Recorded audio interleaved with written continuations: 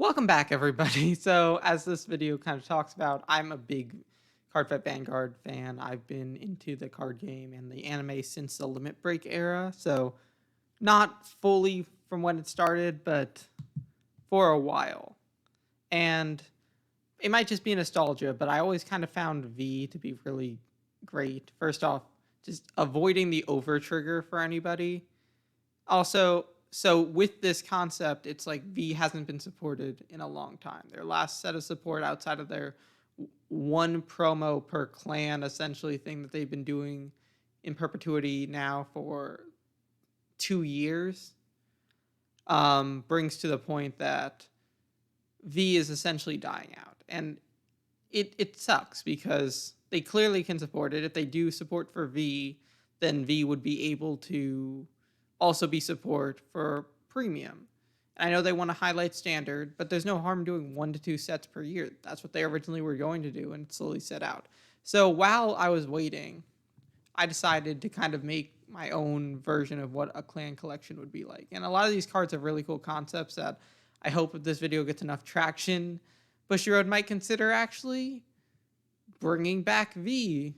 I'd be completely fine with them using these cards or concepts for cards. I literally made it as easy as I could for them, where the majority, 90+% of them, are all cards that already existed in original Vanguard, so it's not like they have to create new concept art for anything.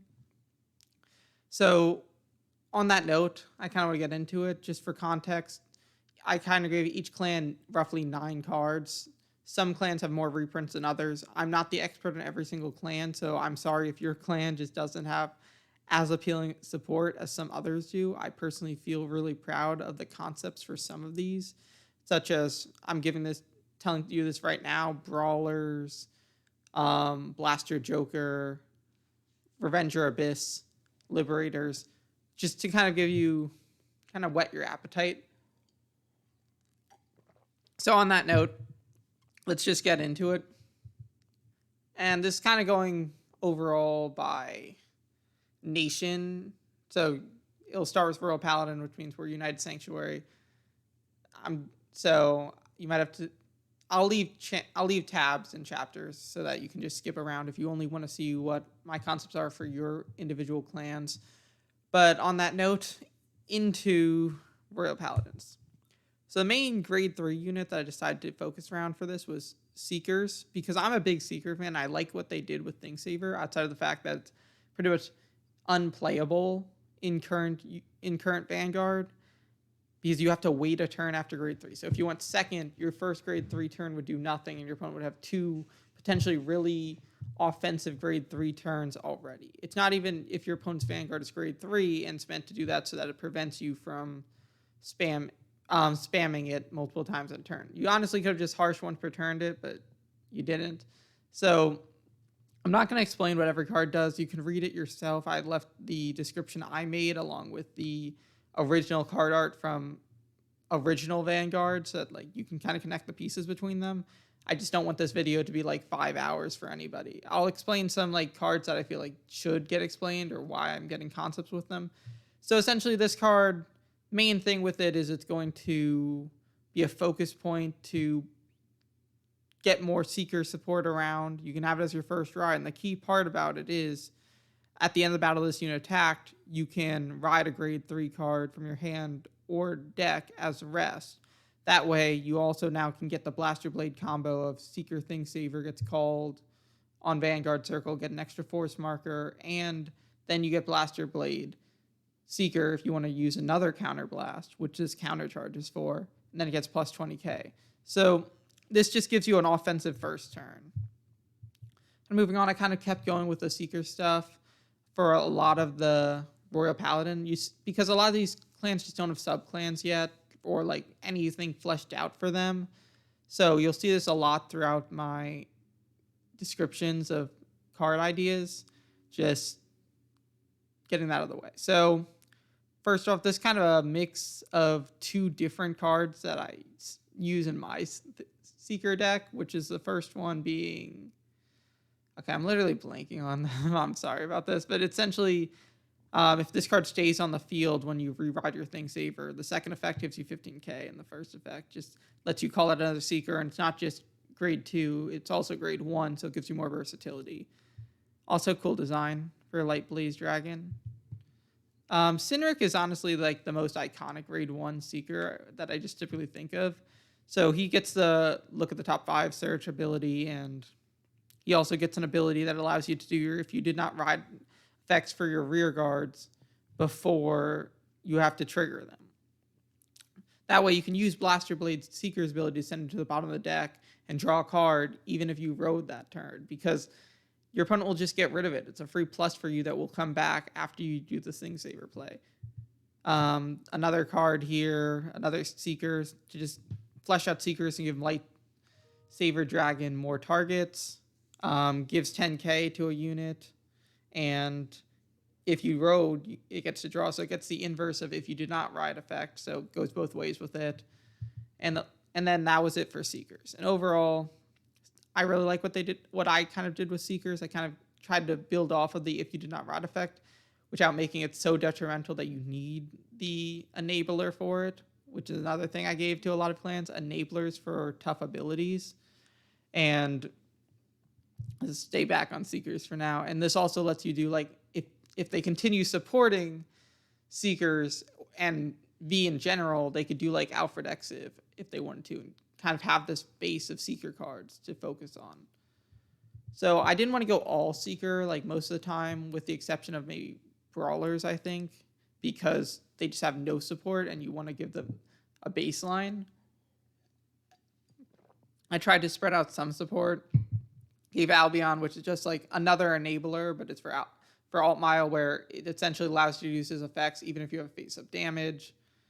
And honestly, I said during your turn on this, so that's not just, so if your opponent is able to damage you, you lose the 10k shields.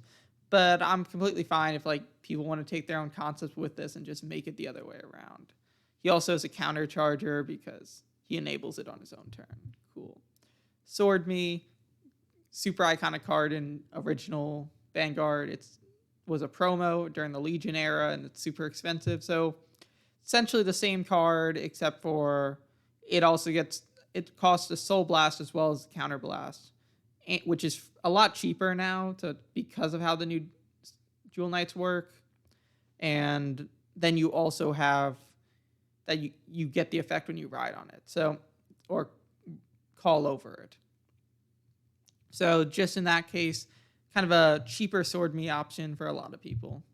And then the reprints, I tried to give every clan a VR reprint. I don't feel like I need to explain any of these. I just tried to pick ones that are both expensive or helpful for the specific support I've given. Dreadnought, or what's his name in the middle, it's like the only one of the few counter chargers that's generic in Royal Paladins. So try to make him cheaper. Same with Eunice as a stable card. And Masonic Lord Blaster is just cool. I honestly think you could switch that out for Majesty Lord Blaster if you want. There's not that many VRs I feel like really need reprints for Royals, but that's an option. The thing I'm mad about is I didn't get to Sanctuary Guard stuff, but that could be something in the future, and I figured it need a lot less support than Seekers did because it's generic. So Oracle Think Tank, I focused on Maguses. They have a lot of support there. Made Global Magus, Globe Magus, a grade 3, which has the same effect, kind of, that it did, where you can look at the top cards and reveal them. Generally cool. I focus on that effect. That way you can then enable the effects other ways, where you kind of just have Globe Magus on the Vanguard circle, where you get during your turn, you may look at the top card of the deck at any time you want, including drive checks. So you can just use that effect for pretty much any Magus you want, making them better. Got a counter charger too.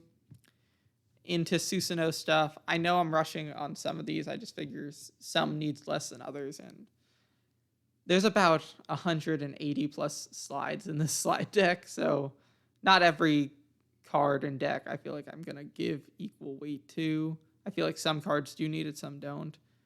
But just generally here, this is like a Susanoo support card.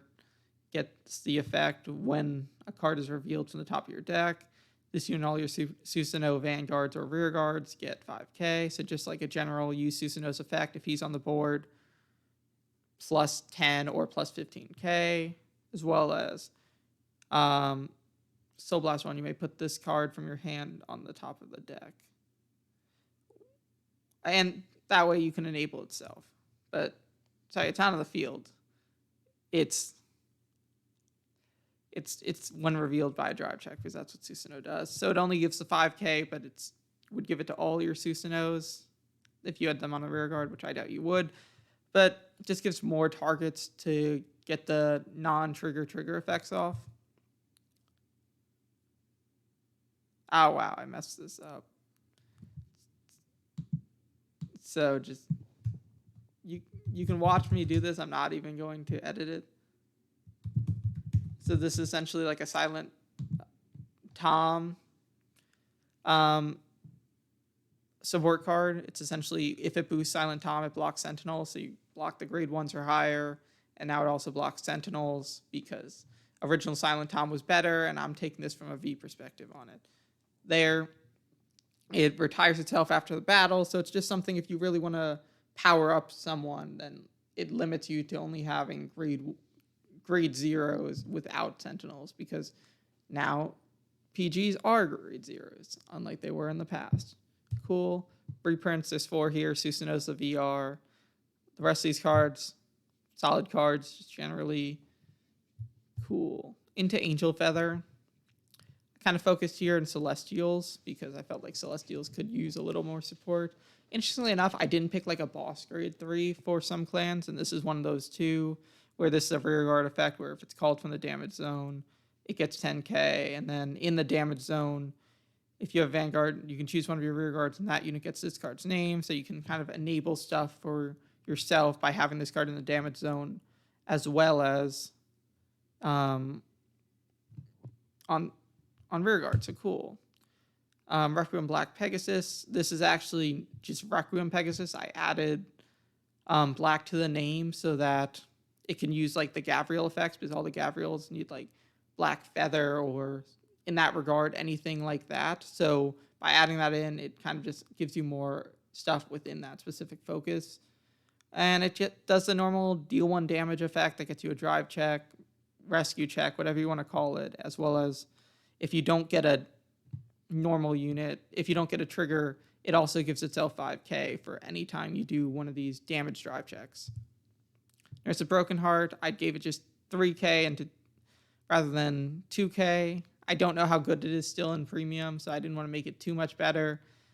If anyone does know, I'm fine. Like, I'm sure Bushiroad, if they'd ever actually make this, they'd fix it to be the appropriate amount of power. So I didn't sweat too much on that. Another Celestial card. Essentially, you can search your deck for up to 1 card with the same card name as that card, as your Vanguard, and then, yeah, it's Celestial stuff. If you want to read it, feel free to. I'm not, like I said, not gonna go through every card in super great detail. Lancet Shooter. This is a card that's meant for. I gotta reread some of these, because I made this a little while ago, and I just want to share with other V fans that are missing support like I am.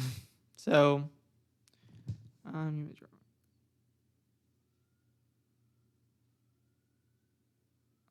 yeah, this is kind of like a defensive card, where if your opponent has a card in their damage zone with the same card name as one of their units on rear guard, you can retire that unit, regardless if it's standing or not, as well as you get to draw for each unit retired. So it gives you some pluses. You have to discard a card. So potentially if you're playing against Murakumo and they have a copy of one of their cards in the damage zone, that's going to be a lot for them. And reprints, a lot of these are kind of figured. You pick Gabriel because there's a little Gabriel support. You pick those other 3 because they're like super expensive in a Malik Melik deck. Shadow Paladin is one of those I'm actually really excited about what I did. It's not crazy. It's just, I'm really proud of the Blaster Dark that I made. but we'll get to in a sec. So, like I mentioned in the beginning, main grade 3 I did was Phantom Blaster Abyss, because Rangers kind of go a lot of different ways. I really like Drag Ruler, but he has to work with Mordred. He doesn't work amazingly with Raging Form, but this one does. It's essentially, when it's placed, I made it kind of to rival Thing Saver here, where Thing Saver, it's kind of reverse Thing Saver for the first effect. You counterblast 1, call the Blaster Dark Revenger Abyss to rearguard circle, and it gets 10k for each of your opponent's gift markers, while Thing Saver gets you plus 10k for each of your force markers. So kind of inverse there, as well as also a restander where it's at the end of the battle attacked, Soul Blast 1, retire 3 rear guards, stand this unit, and get another gift. So potentially you could get like a 3 Vanguard swing at turn with Raging Form here, as well as like, and you're probably like, no, you can't, because you have to get rid of 3 units and lose 3 again to do Raging Form. But that's where Blaster Dark Revenger Abyss comes in. And this, like I said, I'm not going to read every card, but this is one I'm just really proud of. So first off, continuous pretty much everywhere except for in the hand. His name counts as Blaster Dark. So that way you now can run 8 Blaster Darks in a Mordred deck to boost that power, as well as it would just work in a Drag Ruler deck or other cards that need Blaster Dark, like Translate Revenger. The second effect is when this unit is retired for another one of your abilities, you may pay the cost. If you do, discard 1 card from your hand, call this card to rearguard circle. This unit gets 5k, and your opponent chooses one of their rearguards and retires. And it's a hard once per turn, so you can't just perpetually keep spamming it back. But like that way, you still get the retire effect, but he also comes back when you retire him.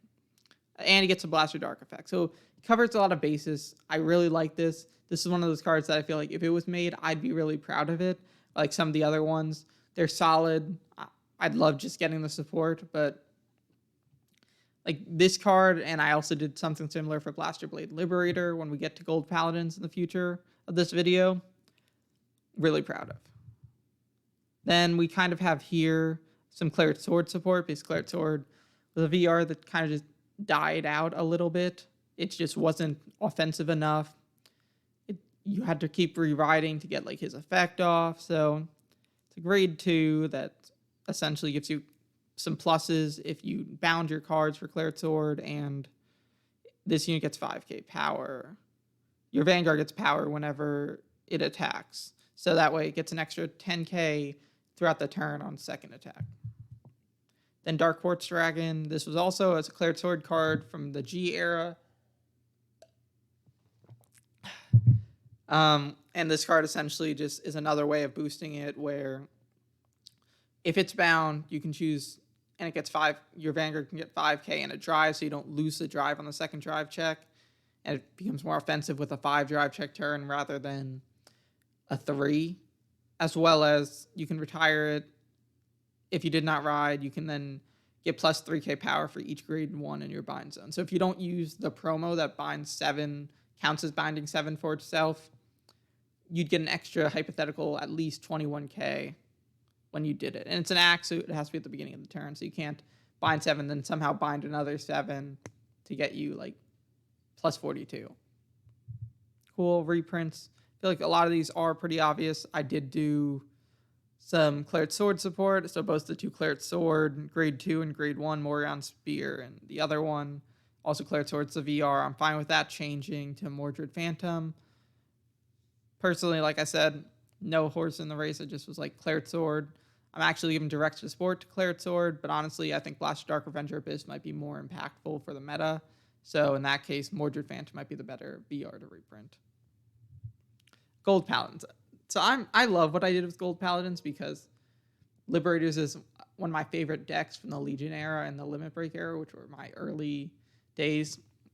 My first tournament, I'm sure you don't care that much, but I brought a trial deck, no sleeves, and I was losing like pretty badly because I played a Chaos Breaker, and I also played like a really good Break Ride deck, I forget which one, but I was playing against a Liberator deck, and they used Monarch Sanctuary Alpha, and they held me to like 1 or 2 damage for the whole game while I pushed them to 5. And this was like early Limit Break era, because I didn't realize that you can actually watch the show past season 1, because I was watching it on Hulu, and Hulu only had up to episode 65, which was the first season when IT wins Majesty Lord Blaster. So I was a little confused by my Garmor cards or whatever.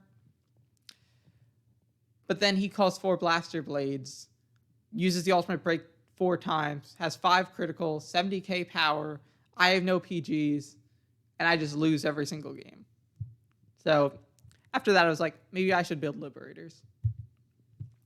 So Gancelot Zenith, I skipped over original Gancelot just because Gancelot is in Royal Paladins, and Zenith is more iconic to Golds. You could honestly build Gancelot, or make a Gancelot card later Bushy Road. Just saying it to Bushy Road just in general in case they ever watch this video. But first effect is if Blaster Blade Liberator's in your front row rear guard, and your opponent's Vanguard's grade 3, all your front row gets 5k. It's less than Gurgit, and needs a Blast Blade Liberator. But it's kind of there because the next effect is really powerful, where it's an homage to his original ability of when it attacks Counterblast 1, you can put 2 rear guards to the bottom of the deck, look at the top 5 cards instead of just the top card, call 2 cards from them to rear guard circle. And if you called 2 cards with Liberator in their card name, so this deck's going to have to be really heavily Liberator, they get your opponent has to guard with 2 or more cards effect.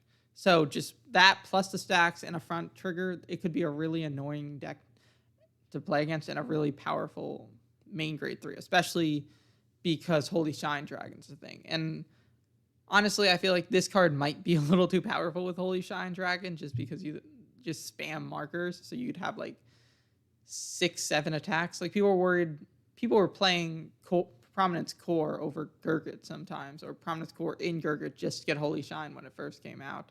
And the fact that it just gives you an extra Excel marker and calls itself back and does all those effects is really great. So that's why the 5k power is only on the first effect rather than giving them an additional boost on call. And he gets himself the 5k too, but that's not that impressive of the focus of it.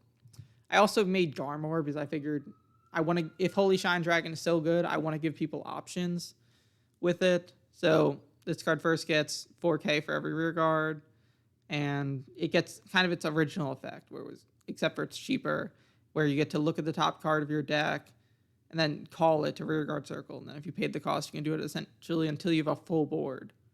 And then to balance it out so you're not just decking out, or to use the effect multiple times, at the end of the turn, you can put any number of your rear guards to the bottom of the deck, and for every 2 you put, you get to draw a card. So this is kind of more of an engine card and a full reboard card.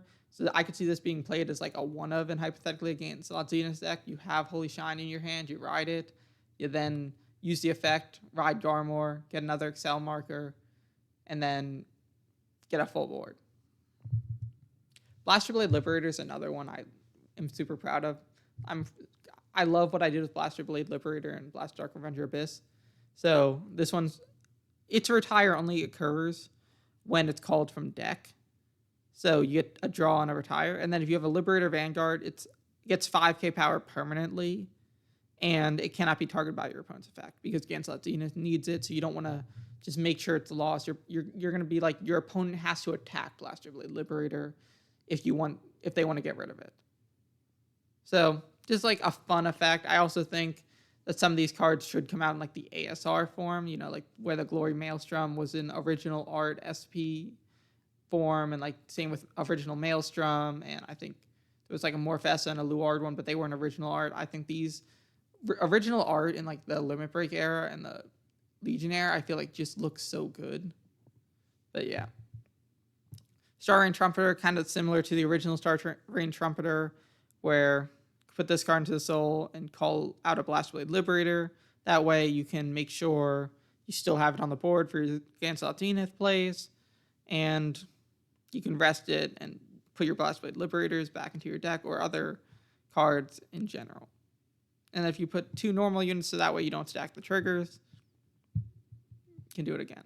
Honestly, I feel if they want to continue with Liberators, I'd love for them to make a Prominence Glare grade 3, and I was tempted about it, but I'm there's already Prominence Glare and there's already Bluish Flame cards. I feel I want to give support to the real Liberator fans, and Monarch Sanctuary Alfred's a Royal Paladin card now for some reason in V, so can't use him. Bruno, pretty great. It gets 5k whenever you call a unit, same as original, except for now it's buffed to 5k, and the other unit gets power too. So, cool stuff.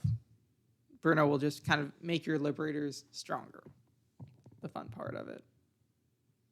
Honestly, I feel like one thing is because this Bruno might be too powerful, you might have to limit it to have an effect where only one Bruno will activate in a given turn. Because if you have 3 Brunos in your back row and you use cancel out the unit's effect, that's an extra like 9k to each of those units. Plus, if you didn't attack with the Brunos, each of those Brunos would get an extra 15. But that's a problem for another day. Like, if they actually make it, I'm just giving that suggestion out. Zoran has like the Zoran effect. You look at the top 3, and if you call the Liberator, it gets 10k. And then I made this card for Essel support. Kind of just make Essel faster, where it's Counter +1, look at the top 7. If it's placed on rear guard, you can push an Essel into the soul. So you don't have to ride it. You can just start moving your Essels, and you can go straight into your grade 3 turn, because so many decks have really powerful grade 3 turns. Kind of why I did the stuff with Seekers that I did. Only 2 reprints. I feel like Blonde Essel's easy, and Josephus is a countercharger that I feel like if Liberators become more prominent, he will be played, so it's good to keep him cheap. Genesis. Minerva was weirdly never put into V, yet it was put into Standard now. So it's a restander. It kind of has the Angelica-esque effects where you can put the divine gauges on your rear guards on attack, and then if you take away enough of them, it gets restand minus a drive, because Norn also restands stuff. So you don't want to give it like 3 full power grade 3 swings, as well as it's like if you did not choose 2 units. So if you only want to gauge 1 unit rather than 2, this unit gets plus 3k for each of your divine gauges. So you can make it powerful on top of force markers. So this might be a little too powerful as well. I feel like in general, some decks just need power creeps, and Regalias might be good enough as is that you might want to remove the 3k power effect and just give it the effect of it gets 5k. Like it gives it the immunity Angelica effect, and then it gets the 2 of your rear guards effect. You can divine gauge them, and you could skip the effect where this unit gets a 3k power for each unit. Then to kind of add more to Regalia support, luckily there's a lot of Regalia cards from the Legion and Limit Break era. Card that allows you to get another divine gauges on whatever you want, because a lot of them have to target themselves. And also, if you have 3 other units with divine gauges, you may put 1 card from your drop zone to the top of your deck. So it essentially rewards you on a drive check. Cool. Angelic Wise Man is weirdly a card that I figured would definitely have been in V already, but it wasn't. So just put it here. Kind of does what it does. It's a great... I made the grade 3 into a grade 2 because it feels like it's a grade 2 despite being a grade 3, for at least to me, whenever it was used in G. And effect is... Gets Soul Blast to get power, as well as it has like a grades effect to make your opponent the 2+ cards guard, which is a solid card for like any Genesis deck if you really want to throw it in. It's a guard restrict. It's definitely easy enough to just get rid of a grade 3 and a grade 2. So honestly, I feel like it would be mostly used in Fenrir if used, but it's a nice card just to have as toolboxing, which I kind of want to do for some decks, but some decks, like if I'm really focusing on that route, I can't really toolbox for the whole clan. Then I made 2 Fenrir cards specifically, where you have this one, whose effect is essentially when a card is put on the top of your deck, you get 7k. So whenever you use Vanagander's effect to stack a card, it gets 7k power. You can hypothetically do that twice, so it gets 14k power in hypothetically any given turn, as well as it gets like the effect of the trial deck card to just look at the top 2 cards and then put 1 card on the top of the deck and 1 to your soul. So hypothetically, it would give itself the 7k too. So just a nice effect there overall. This card kind of, I made it for Fenrir, but it doesn't have to be for Fenrir, unlike this card, Shacklefetter. I'm not going to pronounce that. I'm just going to struggle with it. This gives Fenrir its countercharger. His effect is when this card is put into the drop zone drop from the soul. You can bind it, and you may choose one of your rear guards that gets 10k power. And if you have a Vanguard with Fenrir in its card name, you may countercharge. So it's a Fenrir-specific countercharger, because Fenrir's main problem is it has no counterchargers. This would fix that problem. You'd always just put this in the soul. It binds itself, so you can't just kind of infinitely spam it, because Fenrir is a toolbox from the deck. You could potentially put this in the soul whenever you need it. Secondary effect is when a card is put on the top of the deck, it gets 10k, but this is a once per turn effect, so it doesn't stack like the grade 2 does. Reprints 2 of the Regalia cards from the clan collections because they're already so expensive. Uranus is a VR, and like one of the key cards for the Astro Poets deck. Okay, we're finally moving on. I focused on Steel Dragons because I was like, Steel Dragons didn't get the support they deserved. Like, they got like 3 cards and they were like, forget about them from now on. So I kind of emulated Dragonic Descendant on this focus, where it gets the effect of the card under it, assuming it's Steel Dragon Blockade, which was the card from the clan collections. And then it also gets the effect to kind of enable Blockade's effect, where secondary ability is you get to call your opponent has to call grade 2s from their drop zone, and they don't get the effects activated. And then it also gets stone effect, where if 3 or more of your opponent's grade 2 units were retired, you get the gift. Because Blockade's effect was if they had 1 or less, or it might have been none, you get a gift. If they had any or 2 or more, your front row gets plus 10k for each of them. So this would enable you to get plus 30k and a gift, but it makes you have to be a turn forward deck, which I tried to do with some of these as well. Like some of the Aqua Force support I gave is also kind of turn 4 focused. But yeah, so more Steel Dragon support. There were a lot of Steel Dragon cards that were unused. Naturally, there were only 3. So kind of a on-hit effect. Your opponent chooses a rear guard to retire, and if they don't retire a grade 2, you can draw. And also the secondary effect is the main one, though. It's continuous if your opponent has 2 or more grade 2 units. So this is like on their turn 2, where they have to be cautious of what they're calling.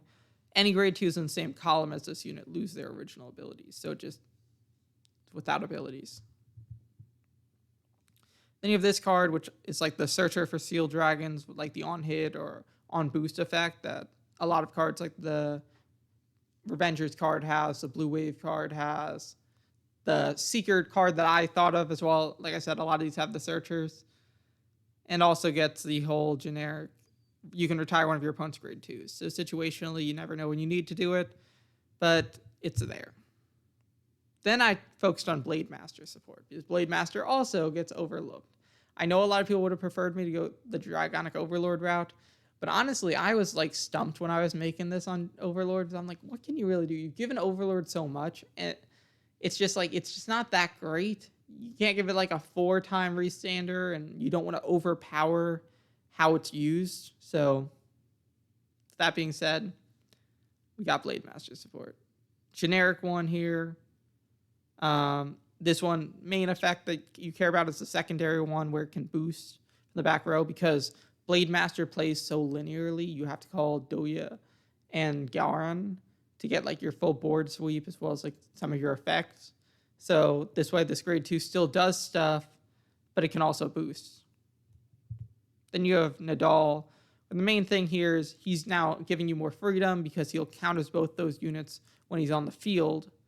So you can now don't need to call both them to get the board wipe effect of Blade Master, and he'll allow you to restand your vision token without -1 drive. So gives you more versatility. I think this is the better card of the 2, but both give Blade Master a lot more to do with how they're playing their deck. Reprints, obviously, Doya is expensive. The End is also expensive, so at least that way I'm giving Dragonic Overlord support. Sable Dragon, dude, I just wasn't sure what else they needed. You could switch that out for like Ermo or another card that you believe fits more. I was just like, half of these reprints, I just don't know exactly what some clans need. Nubatama, this one I am proud of for what I did with Shura Stealth Dragons. I took the Legion, Mater Congo, and effect is really fun in my opinion, so I'm actually going to read it full out. auto Vanguard Circle. When placed, you can search for Sure Stealth Dragon, Darien Congo, call it to rearguard circle and shuffle your deck. A lot of the Legion cards have the ability to call out units, like look at Sinbuster, look at Seeker, Thingsaver, Dragon. So not like a effect that's that uncommon. Some of the Legions later won't do it, but some do. Secondary effect, act Vanguard Circle once per turn, cost Counterblast 1, choose all your opponent's rear guards, and return. And if your opponent, choose all your opponent's rear guards, and if your opponent has 6 or more cards in their hand. Yeah, it's like that. I'm sorry. I was reading it weird, but it's like the original Modern Congo effect, where it's like you bind all your opponent's rear guards. And then you also, if your opponent has 6 or more cards, choose 2 cards at random from your opponent's hand, and then bind them and then they get them back at the end of the turn. That's what Sure Stealth Dragons kind of did in the pre-G and pre-V era. They kind of bound stuff, and then they'd get them back at the end of the turn. Ideally, they won't get them back. It's the concept of it. And then it also gets the effect, when this unit attacks, it gets drive +1 for every 3 cards in your opponent's bind zone. So there's already cards to like permanently bind. This doesn't do that because it binds your opponent's whole board and 2 cards from their hand at random, which is the at random part, which is really great. So I didn't want to make it permanent there. However, Darien Congo, similar to how he does in the Legion era, main effect is when your opponent's card is bound from hand during the turn, both this unit and your Vanguard get, this unit and your Vanguard get 5k until end of turn. So you'd automatically get at least 10k, plus there's originally already Sure Stealth Dragon cards that give binds, so it could stack more. And the major effect is at the end of the turn, cost retire this unit and Soul Blast 1. If you do, choose any number of cards from your opponent's bind zone and put them into the drop zone. So this essentially negates them from getting them back to their hand. Now, you might not need to do this in some decks. Like if you're playing against Granblue, you don't want to give them some really great cards if they just, for some reason, have a full board, but great versatility right there. Murasami Congo effect. When your opponent's card is discarded from their hand due to your card effect, if you have Vanguard Sure Stealth, you can bind it instead. So helped with building more bind zones, get additional drive checks for this card, as well as because there are cards that do allow you to force your opponent to discard. And it also gets 5k power. Great, but the first effect is the part that matters. Then I kind of focused on Shiranui support. Main thing with these cards is, I know I'm favorite being more focused on the Sure Stealth cards, but I'll essentially skim over this. Main part of this is it counts as Shiranui, so you get the 2 Shiranuis in the soul from the get-go, and then it also forces your opponent to discard a card. And then Tenrai, which is another really well-known card from G. It essentially gives your Vanguard whatever name you want from whatever clan or nation or race that they need to be, so that if you use Massive Domination on a specific card that needs a specific Vanguard to use the effect, assuming you can actually use the effect, and it's not like search for a Royal Paladin unit, you can now do that. It also, and the circle also counts as a Vanguard circle and a Rearguard circle at the same time, so you could use either effect. So it just gives Shiranui crazy versatility with that Massive Domination. And reprint. A lot of the Shiranui cards aren't that expensive. I picked Oboro because the main grade 3 now for Sure Stealth would ideally be the one that's coming out from the set, so I didn't have to do anything there for VRs. And Yamashiki, the grade 2 right next to Shiranui Oboro, is like the only really expensive card from Nubatama that I remember vividly from that. Like I said, feel free to switch out any of the reprints or ones that are better for the fan base. Tachikaze. I loved Gaia during the G era. It had such a cool effect. They didn't do it justice in V, so I tried to fix it up a little. Gluttony Dogma as a grade 3. Like I said with Globe Magus, I tried to make some of these grade 4s into grade 3 specific to the cards they were linked with. It has the 27k power and 2 critical. So that now if you use Gaia's effect on it, you can get plus 27k and now to 3 critical, becoming a lot more threatening of a boss ability, because just the retire 1 to get its power and critical isn't that great. Also, this might be the only unit in Vanguard to have 2 critical originally, which would be interesting. But anyways, other effect that really matters is you can put a total of 3 equip gauges or rear guards to the drop zone when it's placed on rear guard circle, and you get an imaginary gift. It's a hard once per turn, so you can't spam it, but now it becomes a lot more threatening turn 3 or turn 4, however long the game goes on for. Cool. Tank Mammoth, iconic card from Gaia. It calls itself back. When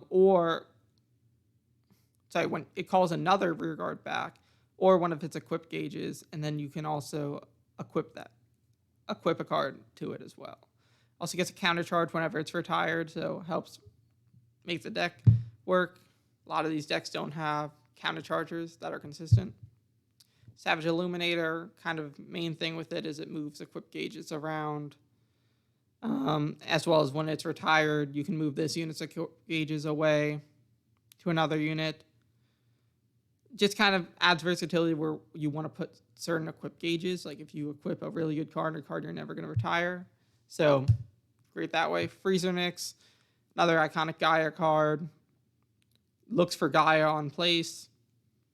And you can choose one of your rear guards. It gets its original power gets plus 5k for each equip gauge. That way, by saying original power until end of turn, it would trigger for Gaia's effect. I don't know if like nitty gritty with it, but like it would technically apply if you specify original power.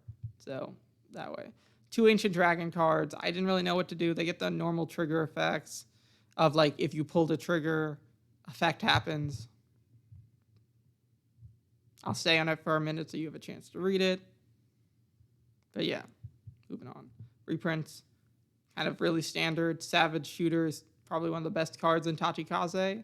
It got cheaper for a minute, but now it's like back up to like $6 or $7. So we're moving it into the reprints again. Murakumo. This is one of the clans that I do admit that I struggled with making stuff for. So if people have better ideas, I'd love to hear it in the comment section on like how you'd improve Murakumo or some of these other clans I'll mention later on as well.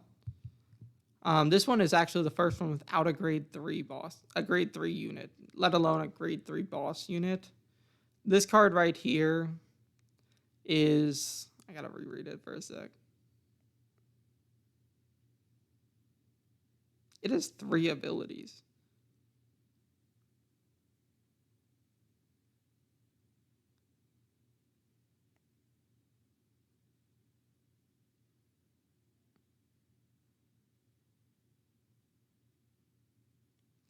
Okay, so I think I just kind of combined some abilities here, but it's meant to replace that grade 3 that has the same bottom effect of being the draw and booster, but it's a grade 2 now, so you just have more versatility and more shield. Card right here is a Shiryuki card, where if you have Shiryuki on the Vanguard circle, you can choose one of your opponent's rear guards, its power becomes 0, and then, or you might just retire it. So situationally, you can kind of pick your poison. Also, I didn't say until end of turn, so hypothetically, you could make that permanent. I feel like that would be fine. Shiryuki's not competitive enough that would matter, but like that could be decided later. Also gets a minus 5k effect and like the 2-card guard. And another one I messed up here on putting into this, Sideways Arrestor.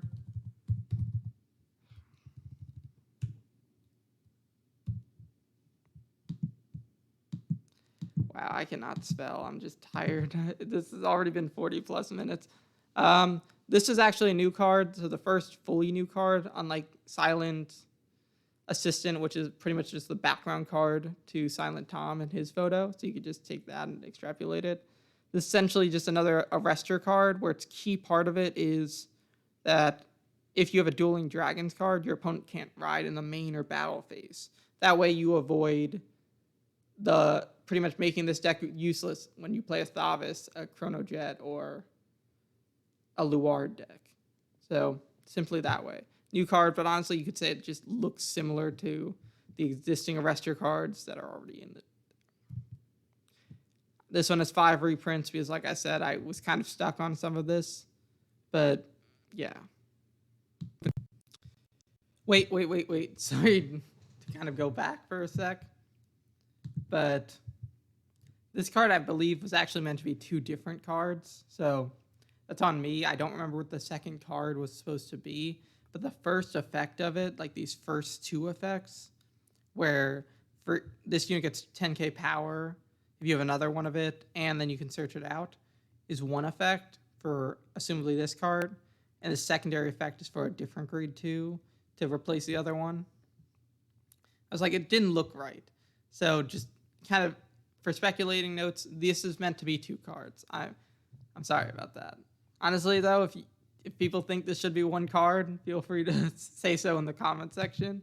I just personally think that's too many effects for a grade 2 that do kind of 2 separate things. I don't know. Narukami, another clan I am super proud of what I did with. It's mostly all Brawler support, though. So anyone who loves Brawlers from the Legion era like I did is going to be excited about this. I was honestly hoping Brawlers would stay the test of time when GA started, because Brawlers was one of the few decks I had completed for Legions, because I was like big into Legions. I put the Legion versions of Abyss, and I was so happy about it, and then it got ruined in the rain. Like it was in a binder, but like the rain was so bad that it ruined like half the cards in my binder. True story. So Knuckle Buster's effect is when this unit attacks a Vanguard, it also battles all circles with a Brawl token, which is the new mechanic that I made for Brawlers. Secondary effect is Soul Blast for 1. You can put up to 2 Brawl tokens on your opponent's rearguard circles. And then the final effect is Count Blast 1, put a card from your hand to his soul, put a Brawl token on your opponent's rearguard circle. This unit gets 10k power plus 1 drive, and if Knuckle Dragon is in the soul, it gets a crit. So to clarify what the Brawl tokens are here, I do believe I made a slide for it. Yeah. So its main effect is this unit can be attacked if there's no unit on the circle, to allow for the charging of power that Brawlers were known for attacks that hit. Secondary effect is if it's put on a circle with a unit, it kind of attaches to that unit, and that unit loses 5k power. And the third effect is when a Brawl token leaves the field at the end of your opponent's next turn, it doesn't stay permanently. You can't just permanently make a circle lose 5k, but it does stay if you don't attack it for your opponent's next turn, regardless of if they call over it, because Brawl tokens could be on the same circle. So it can be attacked, or it will be attached to something, regardless of those unit. And the secondary cool effect of it is if it's destroyed by battle, it removes any markers on that circle. That includes the Excel circle. So if it's put on an Excel circle and the Excel circle is hit with the Brawl token, the Excel circle is just removed. Yeah. So similar to their name, they crash and they brawl. Next effect, this is kind of similar to Shiranui, like the original one, not the Oboro one, where if you ride this card first, you can discard a card from your hand, ride the right one as stand, and shuffle. And the secondary effect is when this card is put into the soul due to a card effect, you may draw 1 card, countercharge 1, and choose one of your opponent's circles to put a Brawl token on it. So by putting this card into the soul as the cost for Knuckle Buster, you can kind of enable Knuckle Buster better. Plus, you get some free pluses and a draw and a countercharge. So Brawler Big Bang slash Buster's effect is continuous if your opponent removed a marker this turn, aka being destroyed by Knuckle Buster's effect, or the Brawl token's effect. More specifically, it gets 10k, and if you destroyed 3 or more, it gets an additional 10k. And if you have a Big Bang Knuckle Vanguard, whenever its attack hits, including the rear guards, which is similar to how it was in the Legion era, this unit gets 3k power. So assuming your opponent had 3 Knuckle Site 3 Brawl tokens, and it hit those 3 units and the Vanguard, this would get plus 12k, assuming... You can also then, for the sake of argument, put the Brawl token on the Vanguard circle. I'll also say, for if I was making this mechanic up, you can't put multiple Brawl tokens on any single circle. That way you don't, like, negate your opponent's Vanguard by being like, your opponent gets minus 10k power if they block this, as well as they can't take any damage for the turn. Honestly, I think that's fine, because they just have to take a hit on their Vanguard circle. And you can put them on the Vanguard circle, because that way, like, you can't just play around the Brawl token and Brawler mechanic by just putting all your force markers on your Vanguard circle, or Protect 2s. Big Bang Slash Dragon, similar effect. On place, it gets a Brawl token for your opponent's field, and gets the 5k power rather than 3, because it doesn't get the extra 10k for marker destruction. This deck doesn't work amazingly against Protect markers. It does work against Protect 2s, but I figured you can't put a Brawl token in your opponent's hand. So, cool. Wild Clock Dragon, I think this is the most iconic grade 1, so it gets the search the top 3 cards for a Brawler and add to your hand on hit or on boost, and put this unit to the soul, and you can put a Brawl token. So you have multiple ways of getting Brawl tokens if you really want to put a lot of them on the field. Tonfa Brawler Arc, the last Brawler card. So this way you have 2 grade 2s, 2 grade 1s, and 2 grade 3s. You could realistically run like Demolition Dragon or other good kind of more generic support with the rest. I feel like you could make more Brawler cards in the future if this really becomes popular, but it's enough to be like a solid foundation for a Brawler deck. This is when your Vanguard's attack hits, you may draw a card, hard once per turn. It hits a rear guard, so that means anything with a Brawl token on it. And then when your opponent's marker is removed, you can add a grade 3 to your hand to enable the Knuckle Dragon into the Knuckle Buster Soul effect, or to re-ride it and then use its effect to ride over Knuckle Buster again to get additional Excel markers. Reprints, I feel like these are kind of obvious. Demolition Dragon's great. It's expensive. Chatura and Vanquisher are both really good cards, and I feel like they warrant. VRs, I don't know why I have a picture of Full Bronto there. I think that's supposed to be original Vanquisher, I'm pretty sure. Unless the original Vanquisher got the reprint in the history collection. If that case, yes. If not, then put Vanquisher or put both. I'm fine with both. Nova Grapplers. Yes, you're probably thinking, really, gold Rutile? And I'm like, yes, damn straight gold Rutile. Another cool mechanic card, where its effect is when your rearguard attacks for the second time or more this turn, you may place a battle counter on it, and its secondary effect is auto. When this unit attacks, this unit gets 1 battle counter. Then you may pay the cost if you do Counterblast 2, remove any number of battle counters, perform all the effects below based on the number of battle counters you removed. 1 or more, choose 2 of your rearguards, stand them. 2 or more, this unit gets 5k for each battle counter removed. 4 or more, get a Imaginary Gift Excel and a counter charge and a soul charge. And the final one, 5 or more, may discard 1 card. If you do, choose 1 front trigger from your drop zone, put it on the top of your deck. And this happens before you drive check, so you get plus 10k to the front row with the front trigger. So fun stuff here. Also, if you have the front trigger mechanic, you can run the cards that boost front trigger effects that are for the deck that I'm forgetting the name of the grade 3 for. But it's from the like Shinoman arc.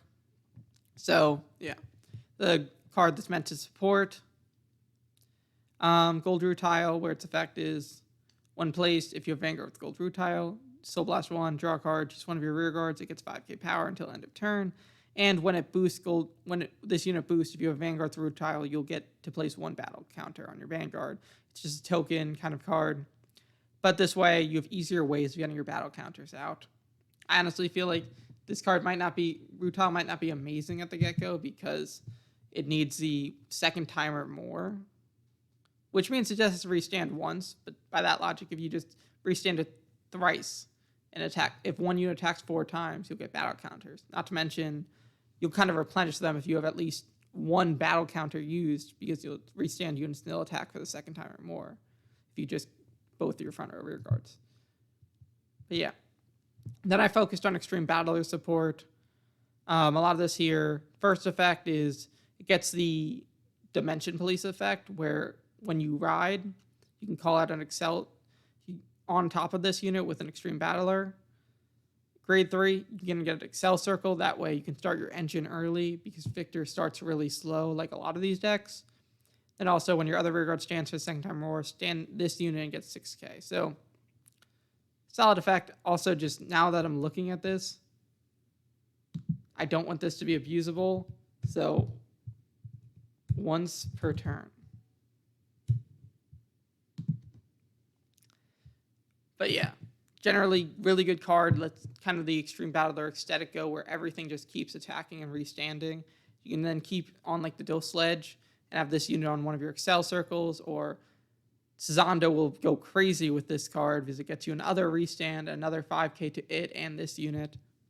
Then I had Jarahawk, another card here where when it boosts an Extreme Battler, its card name, if the attack did not hit, Counterblast 1, Soul Blast 1, put this unit in the soul, draw a card, and stand the boosted unit. So another way of getting more attacks out and triggering like the Dose Sledge's effect easier.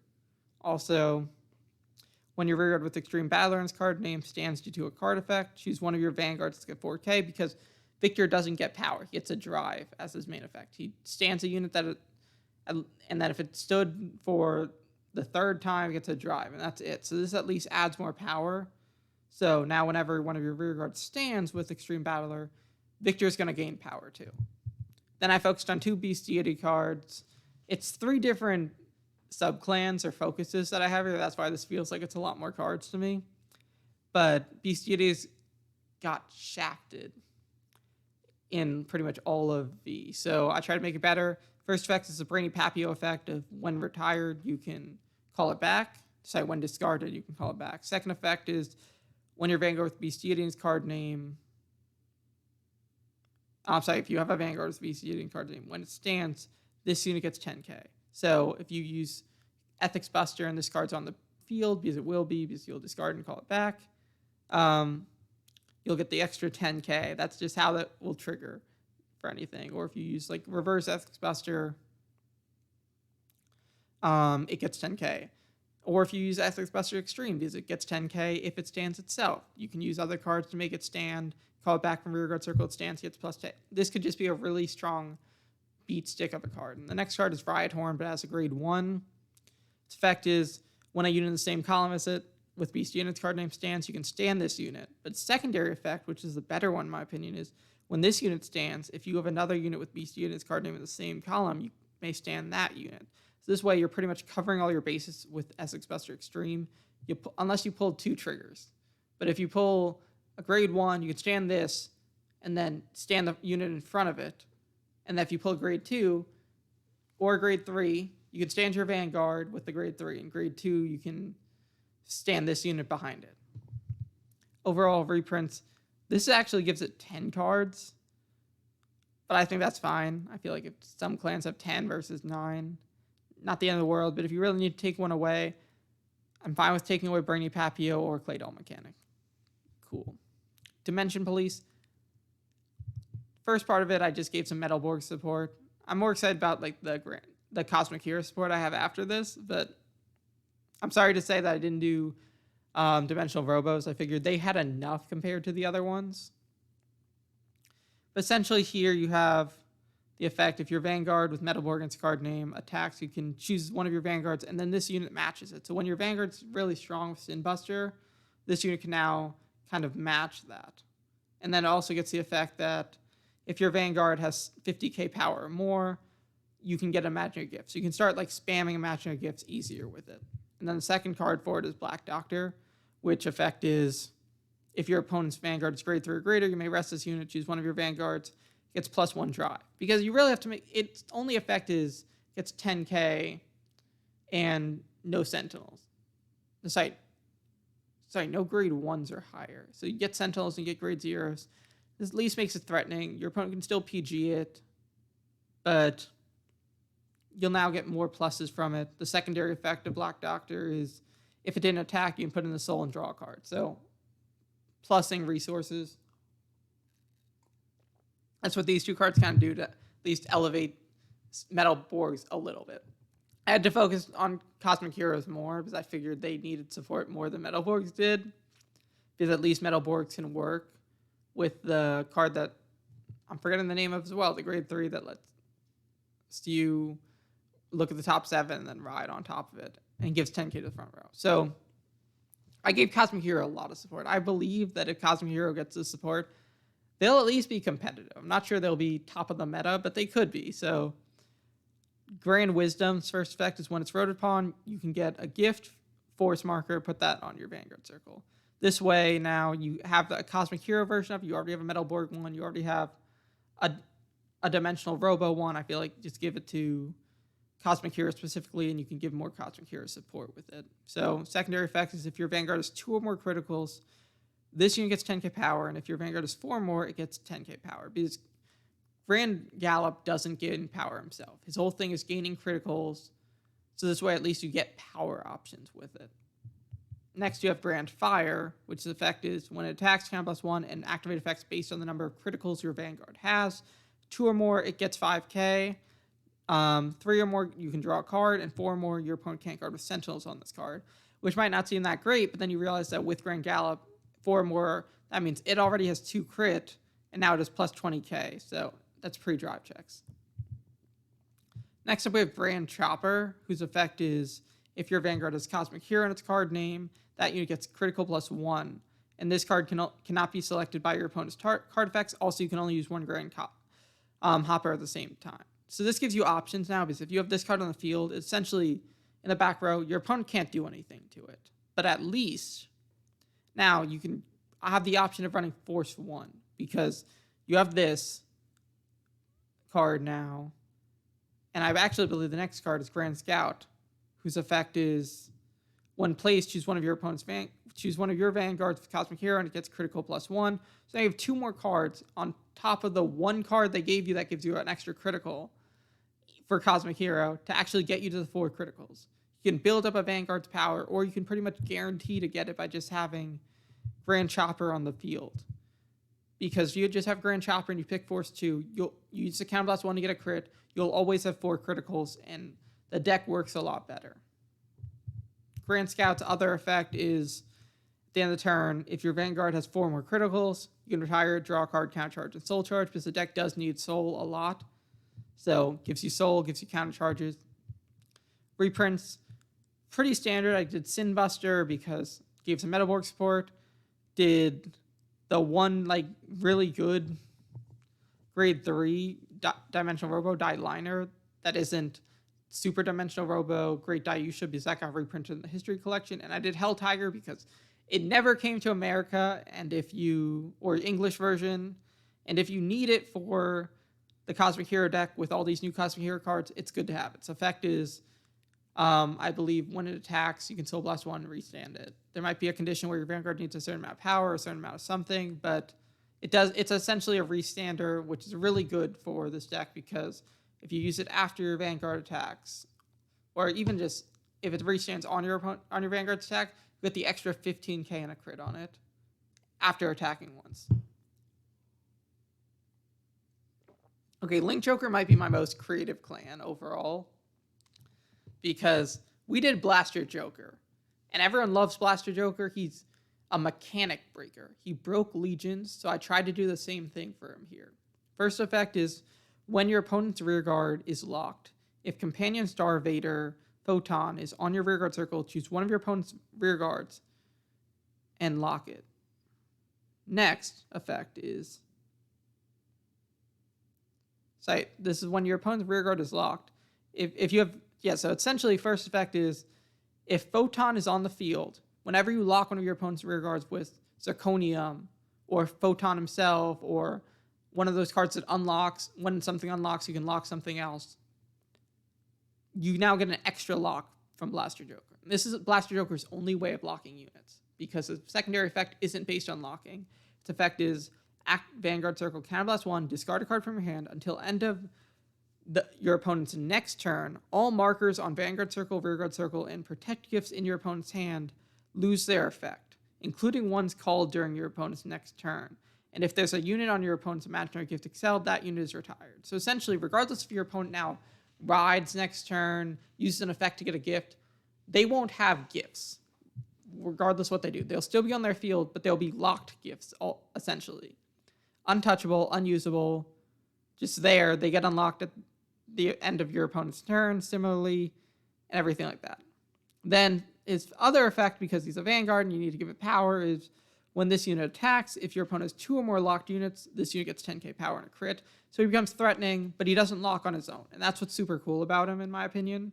So he gets the mechanic breaking, locking gifts effect, and he gets like the additional lock effect on top of whenever you lock a unit.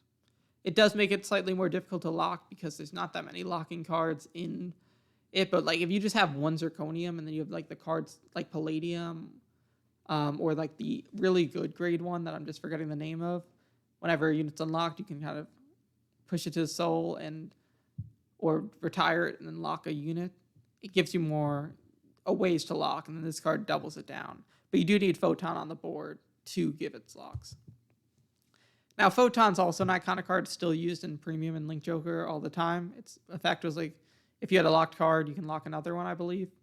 This one's different. It's one place. If you have a Vanguard with Starvader in its card name, your opponent has a locked card, you can activate one of the following effects. First effect is you can unlock one of your opponent's cards. This gets the 10k draw card and counter charge. So it's your counter charger for the deck.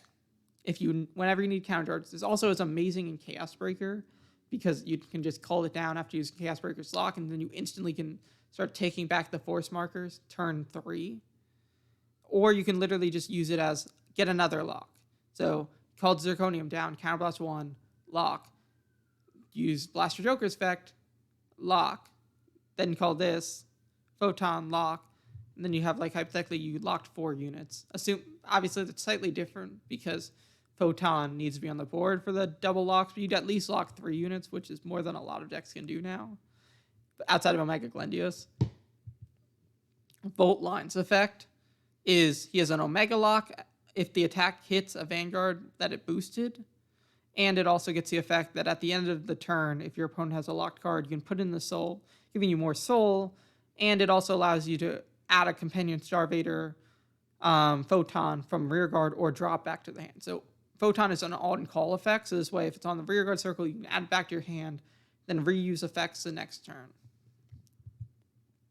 Then I had 2 Star Hulk cards because they never got any support outside of their first stuff with Brant. So these cards are pretty good in my opinion. These are completely new cards. They'll actually need art. I just went with card names that sound like Star Hulks were. So Metlurk for this one. It's a grade 2. Effect is essentially if you have Star Hulk Vanguard, she's one type of trigger and then Counterblast 1 first. Choose one type of trigger, and until end of turn, all your opponent's trigger effects are that type of trigger. If you choose heal, your opponent damage checked a critical, your opponent will activate a heal trigger. And this is only until the end of this turn, so it's only offensive. So realistically, you just always put it on heal trigger, so whenever your opponent pulls the trigger, they'll have to take 2 damage. Secondary effect is when it intercepts. If you have Vanguard with Star Hulk's card name, the top card of your opponent's deck, and you may bind it, so adding more effect where you're like, I know what my opponent's going to have. If it's a trigger, I can leave it on top for Brant's effect. If not, I can take it out on my own. And you might be thinking that's too OP because now they get 5 damage. At 4 damage, if they pull any trigger, 5 damage is lethal. But in truth, if you activate this effect, they'll know that beforehand. So they're just like, I'm playing with 5 damage now instead of 6 until the end of the turn. Then you also have this other Star Hulk card, which I did replace. I didn't change the name. I think it was like Elric. Honestly, it doesn't matter. But this way it's separated now. So main effect is when it's placed on Garden Circle, counterblast 1. If your opponent's grade has 3 or fewer cards in their damage zone, choose a card from your opponent's drop zone and put it on the top of their deck. So this way, it has to be 3 because this way you don't run into the instant lose problem where I guard with this, I put a heal trigger from their drop zone on the top of their deck. Now, whenever they drive check, they're going to take 2 damage. Here, but it's also drive checking, so honestly, it could be 4 more damage, but this, at least I feel like, is more fair. You could make it 4 if you wanted because it would only be drive checks. But like even then, it's a little sketchy because you can guard with this after the Vanguard swings and then put the heal trigger on top then. And now they'll instant lose for sure. Like the other way, it's like they might have a trigger on the top of their deck, so they can't take the risk. Now it's like they know they have the risk. So it's something to consider. I'm fine with you making it 4 instead of 3 in this case, but I made it 3 for safety.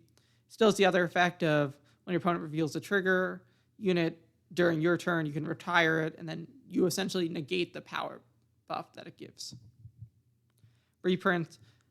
I feel like a lot of these aren't that. Given is somewhat expensive. Alter Ego Messiah I don't think has been reprinted yet. Brantby has the Starhill cards, and Jalul, I didn't do any deleter support here, but it's like a $40 card for deleters. I gotta give them something. Now on to Spike Brothers. I'm not all that creative with Spike Brothers, so I'm gonna try to go through this faster. Essentially, Grateful Catapult, it's a card that the football team captain played against Aichi. Effect is, when it attacks, count +1, discard a card, search your deck for cards equal to the number of force markers on your circles +1, call them. And when your rearguard attacks, if you have a grade 3 unit in the soul, you may give that unit 10k and then put it into your soul after the battle. So, way of boosting power, fun card, I feel like. Charging Bill Collector, essentially you can attack from the back row. This makes Agile fullback not as important because it's also like a $6 card. It's also reprinted here for anybody who's curious later. And then it kind of gets the same effect of when this unit is put into the soul, you can call out another one. And so once per turn effect. So that way if you use this with Grateful Catapult specifically, unlike the Juggernaut Maximum and the Bracky, which at the start of your turn, you can put this in the soul and then Counterblast. Now you get another one out at that moment. Deathflag Dragger, it's essentially the Gear Chronicle card of you can reveal a grade 3 and then search your deck for any grade 3 and add to your hand. And then also puts 2 normal units from your drop zone to the bottom of the deck. So now you can enable that to make sure you have your Brockies and your Juggernaut Maximums or whatever cards that you need into the deck. This is another clan that I'm not crazy familiar with. I'd say I'm more familiar with it than like some of the ones that we'll get to later maybe, but yeah. Then I threw in like 2 Dudley cards. Dudley Ingram, I don't really know what Dudley does at all. Kind of basis off of the cards that were there. I also did Dudley Dan, the first Dudley card that was weirdly a grade 1 with 4k power. That was like Counterblast 2, you can call something. So it made it slightly similar to that, an homage for anyone who's been here since the OG game. Hopefully these cards help Dudley. Not glad to take suggestions in the comment section for what I should have done with the Dudley support, or if I should have pivoted that into like Rising Nova support specifically. Rising Nova is the VR because it's the most important one. And then I also did Agile fullback. The rest I feel like interchangeable. Dark Irregulars, another clan. I'm happy with what I did for some stuff. I'm trying to make Bladewing Reiji good. So I'm adding Bladewing Sullivan. First effect is when this unit is placed on Vanguard Circle or Rearguard Circle, you may choose up to 2 cards from your drop zone, move them into the soul, and if you did, you may countercharge 1. So gives you back some soul, which helps for how much you need to do. So Bladewing Reiji essentially requires you to have a 30-card soul, but you can never have more than 10 cards in your soul at any given time. Then you'll Soul Blast 1 and bind a card face down from it. Then the next effect is what's super fun with it, is when this card is retired by your opponent's card effect or by an attack, you may bind this card face down. So your opponent can essentially never attack this unit. It's not that great after it's called, though, so I didn't want to make it so OP where it's like it's like a 50k beat stick every turn, but it also your opponent can't ever get rid of it unless they attack it, and then you get an extra bind card. Because once you get for anyone who doesn't know what Bladewing Reiji does, it's once you have 15 cards in your bind zone face down, when it attacks, prior to drive checks, your opponent takes 2 damage. So pretty broken, but it's really hard to get off. The way it is currently, if you ever played it, you deck out by the time you'd have the 15 cards face down in V. So you'd essentially either win on the one time you got the 15 cards, or you just kind of never get it out. Bladewing Sykes is like such an iconic card, and I'm surprised it actually wasn't in V either. kind of gets its effect where it gets 2k for every card bound face down in your bind zone. So as you get more bound cards, this card gets stronger. And then it also gets the effect from the soul. You can bind this card. It's not face down, it's bind face up because it would be 2 OP if it's face down. You can soul charge too. So now you can have more ways of getting soul this card, and like Werewolf Ketzer does the same thing for that effect. But it's also a good rear card. Then you have Bladewing Rodbus. And the main thing here is to prevent you from decking out. And honestly, I don't know how this plays out. It might make Bladewing way too OP, but I feel like it's definitely worth at least considering. Where its effect is, when a card is placed from the soul to the drop zone, due to the effect of your Vanguard with Bladewing, its card name, you may put that card to the bottom of the deck instead. So now whenever you're binding, you're not losing 2 cards. You're losing 1 card. You're binding 1 face down from your soul, but then the other card that you had to Soul Blast for that cost will go to the bottom of the deck, and you won't be decking out for this. I'm not sure you'll necessarily get to the 15 cards by turn 3. You might get to it by turn 4 or turn 5, but now you don't have to worry about decking out as a problem. This also has the soul effect of when your soul has 10 or more cards, you may move this card from your into your hand, and then your opponent, until end of the turn, the number of cards in your soul is counted as 10. So if you ever accidentally get 11 cards, you can still use Bladewing Rage's effect. Then I added this card here, which is a card for Dontarian. It's essentially a PG that you can call from the soul, because Dontarian can guard with grade 2s from the soul, as well as you can bind one of your other 3s from the dark from the drop zone, and then put this card into your soul, and then get another soul charge. So now you'd potentially be able to keep getting extra PGs in your deck. Amon's Follower of Vlad Specula. I realized I didn't have enough Amon cards, or cards in general, so I made this card here. I find it kind of a little ironic here, where I gave it the effect when this unit attacks, your opponent cannot call Sentinels from their hand, and it was a Sentinel. But essentially there for Amon Reverse, because Amon Reverse should get to 40k power. Once it does, now it makes it more threatening because your opponent can't PG it. Reprints, I feel like a lot of these are straightforward. The 2 Amon cards, Fu Ginlin and Ron Ginlin, are both expensive. Shaharot's a VR, and Poisonic Abductor's like a $6 card. Pale Moon, a lot of these cards I had to like makeshift the name to make them Magia Dolls or whatnot, but yeah. So I realized Magia Dolls are lacking in some areas where like they're limited. So this one's essentially, at the end of the battle, it attacked, counter +1, put this unit in the soul, choose one of your Magia Dolls from the soul, call it to rear guard circle. Hard once per turn, so you can't spam it. But Magia Dolls kind of all had like just resource engine cards. They didn't do enough to threaten your opponent. They just kind of helped you a little and then hoped that Starry Pop Dragon would do enough. So I added like 2 Magia Dolls to help make the deck more efficient. This effect has the same Magia Doll effect as the other one, where it's like retired from Guardian Circle. You can put in the soul. This for Parry Trooper, where it can move any number of Magia Dolls from rear guard to Guardian Circle, even if they're on the back row, and then they just go back into the soul. And then other effect is if you have a Vanguard with Harry in its card name, all your Magia Dolls and Starry Pop Dragon get 5k power and 5k shield. So now it gets extra shield ability when you use it with Parry Trooper, but it also gives 5k power to Starry Pop to get it to the 40k power for the no Sentinels and boost your other units. Barking Cerberus is the card I was like the most shocked out of any that wasn't in V. It's such an iconic like 10k beat stick from the original game. So I made this generic. So when this unit attacks, you may soul charge 1. If you did, it gets 5k. And then when this unit is placed on rearguard circle from the soul, you may draw a card. And it's a harsh once per turn. So it's just a resource card. On attack, it soul charges.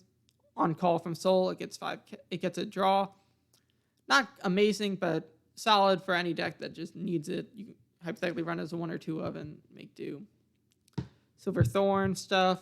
I don't know Silver Thorn enough, so I'll leave you a second to read the card, but main thing is stacks power whenever you call stuff from the soul.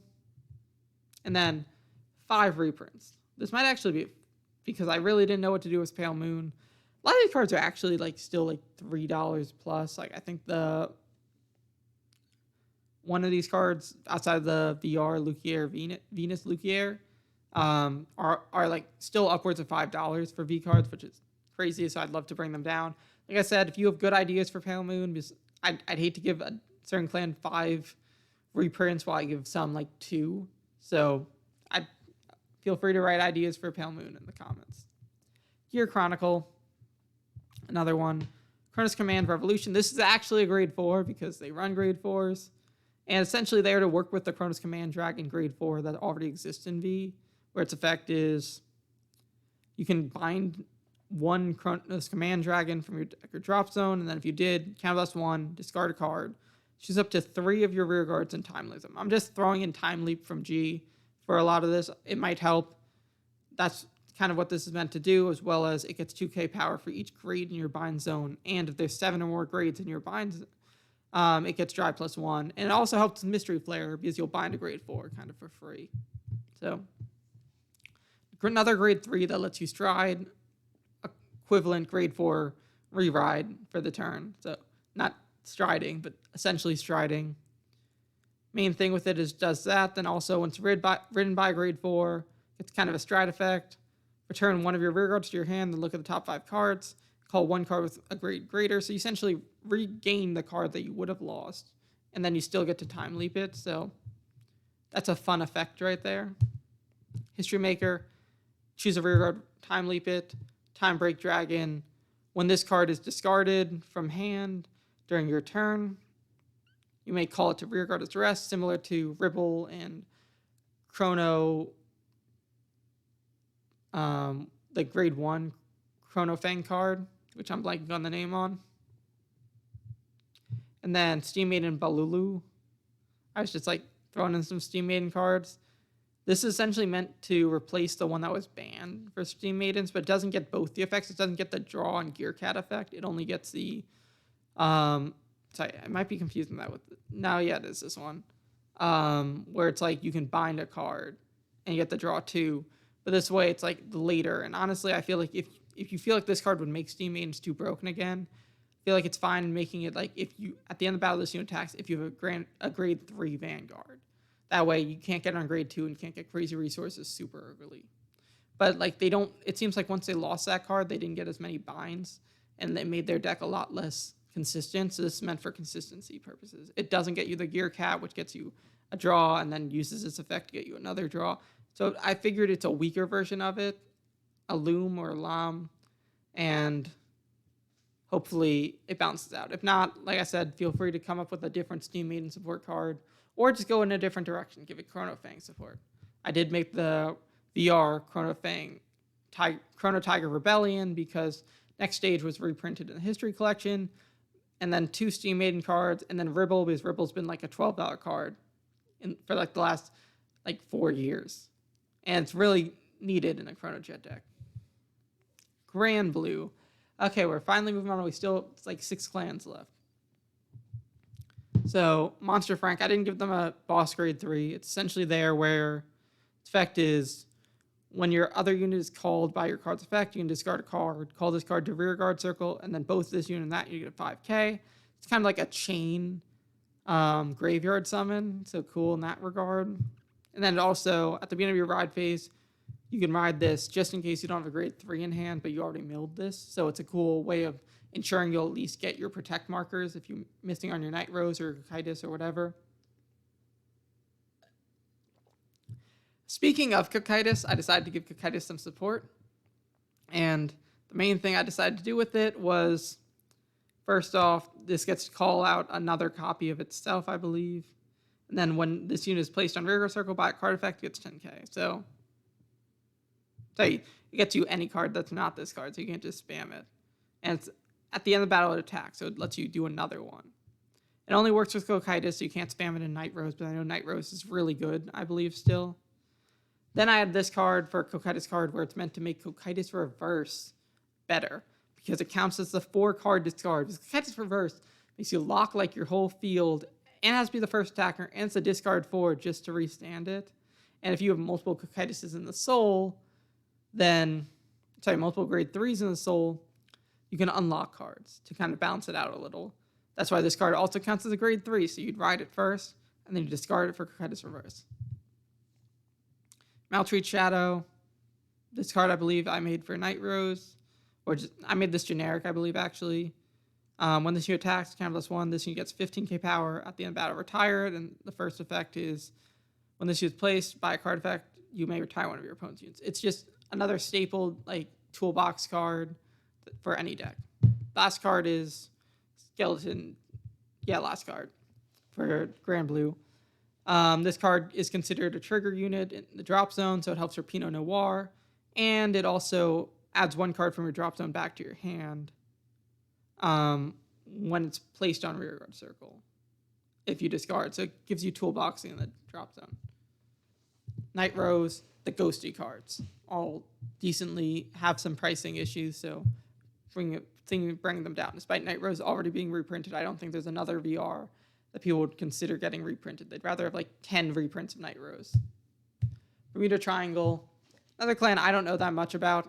I focused on Loris, the one Stride Assister or grade 3 Strider that just didn't come to V for some reason. Like every other clan had it. I kind of focused on what it did, like with its harmony stuff. So when your other rearguard is placed, if you have another unit in the same column as this unit, choose 2 of your units to get 5k. And then the other effect is when this unit attacks, count +1, choose any number of normal units on rearguard circle, return them to hand. You may draw a card, call a card to rearguard circle for each grade 3 in your soul +1. So figured good enough effect. Plus I had like some harmony cards to kind of help it out. So on that note, with this card here, which is Spica, which is kind of like the best card from early G Bermuda Triangle, lets you, if it attacks, if you have a Loris Vanguard, choose one of your rear guards, return to hand, choose up to 1 card from your hand, call it a rear guard, and gets 5k, so it gives you extra attacks.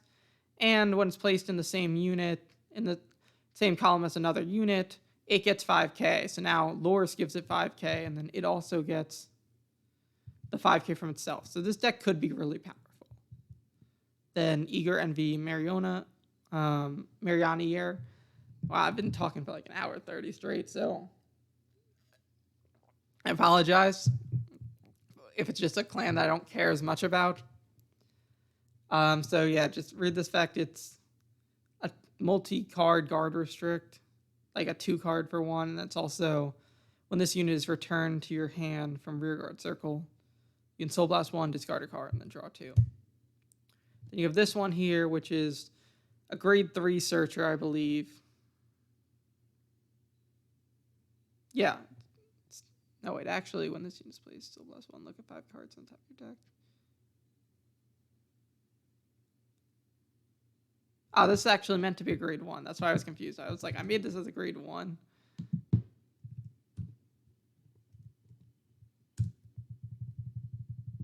So yeah, this is meant to be a grade 1, but it's just like similar to the other ones, just your grade 3 fixer. Could help. 5 reprints again. I just don't know what to do for Bermuda Triangle. I've never played it. I hate playing against it, so I don't know really what it needs. Anj, I know is really good, so I put that in. I know that Tiryu, I think, is also really expensive, and then the other ones are just kind of thrown in cards that I've kind of heard about. Aqua Force, this is my favorite clan, so I'm actually going to go through this. Transcore Dragon, this and Tetra Drive was my bread and butter, so kind of made it the same way. First effect is at the beginning of your ride phase, counterblast 1, search your deck for a Tier Dragon and ride a stand. This way you just can't use it with Thavis. That's pretty much the only thing. All the other major grade 3s are all Tier Dragons, kind of, besides, I guess, Genovius. So I'm sorry, Genovius. But at the cost of Genovius, I had to make sure that Thavis couldn't use it. And then its secondary effect is on attack or when it's rode, choose one of your Vanguards. It gets the following effect until end of turn. The 10k plus a drive, and when this unit attacks, it gets the generic original transcore effect where your opponent can't guard from hand unless they discard a card.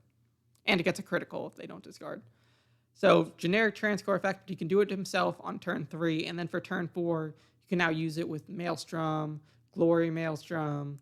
I don't know why I went Maelstrom twice. Tetra Drive Dragon, the other Wave Cobalt Dragon, Cobalt Wave Dragon. So it gives you some options of what you want to do with it and helps out.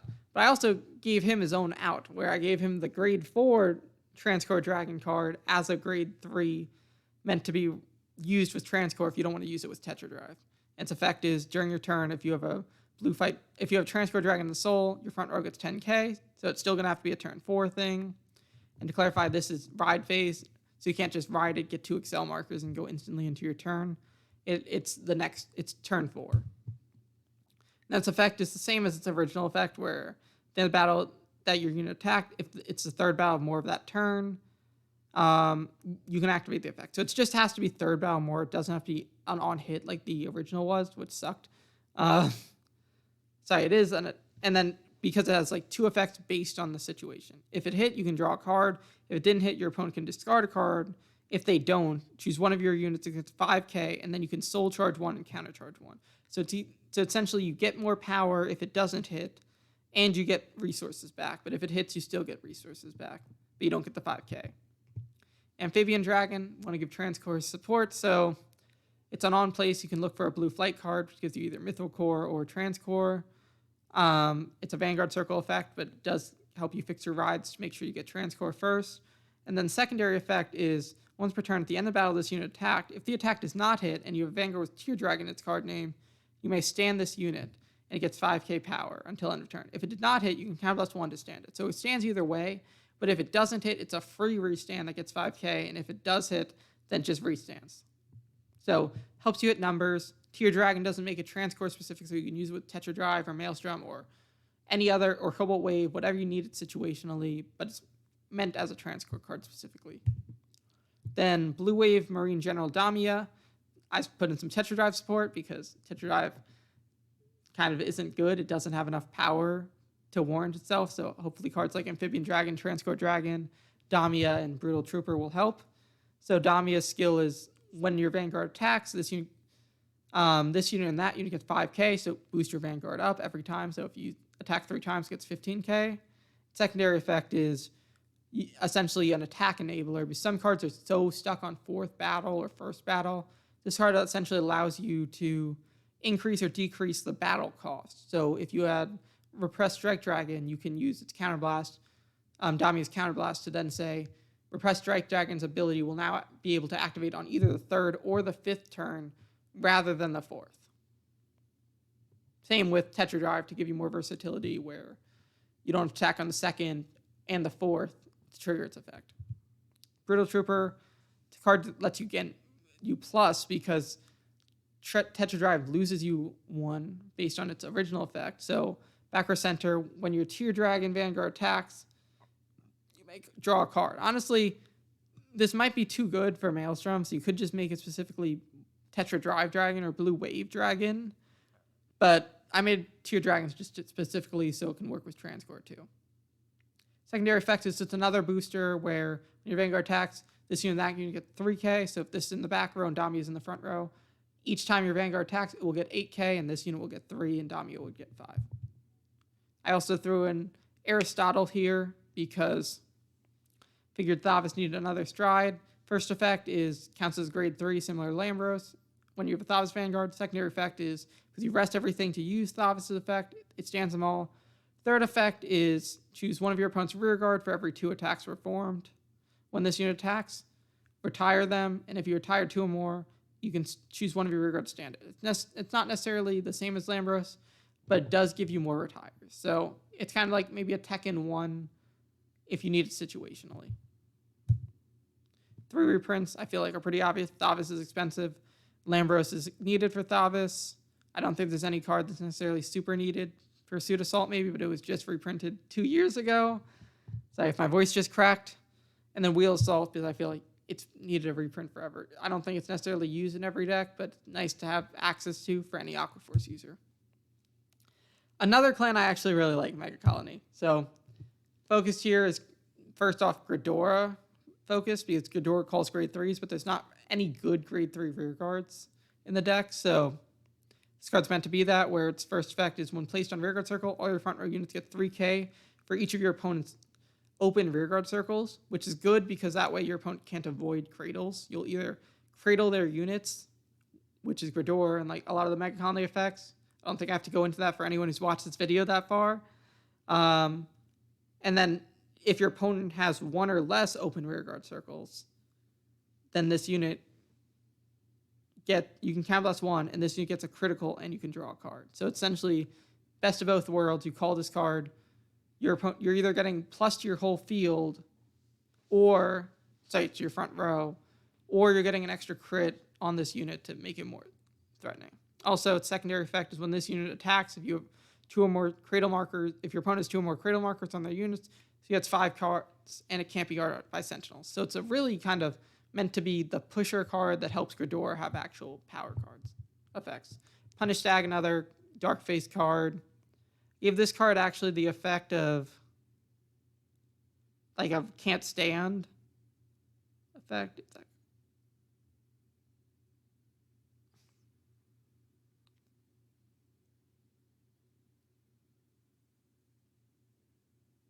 but it also discards if it's a grade 1 or greater. So it does 2 things, because kind of stunning doesn't do anything anymore. So many decks can kind of just shuffle out new units to avoid it.